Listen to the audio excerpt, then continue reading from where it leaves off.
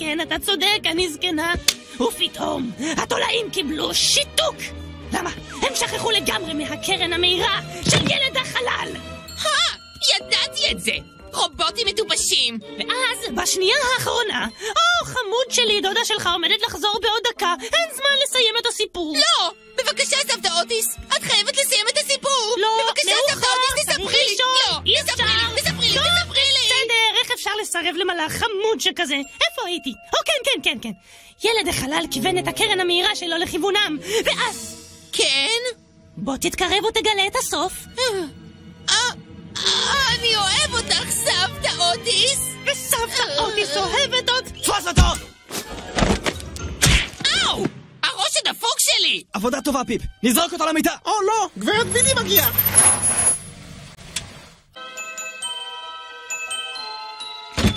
נתן, תן בבקשה לאישה הנפלאה הזו $50. אבל הכסף הזה שלי, חסכתי אותו. תשלם! אוי לי, תודה רבה לכם. טוב, כמו שאנחנו אומרים בבריטניה, סיונרה!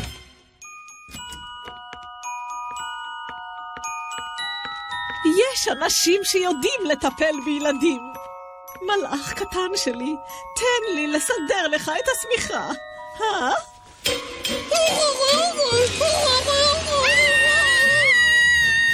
עוד לקוחה מרוצה ומאושרת. היי, פרדי, יש לך ריח של בית שימוש. אתה אומר את זה כאילו זה משהו רע!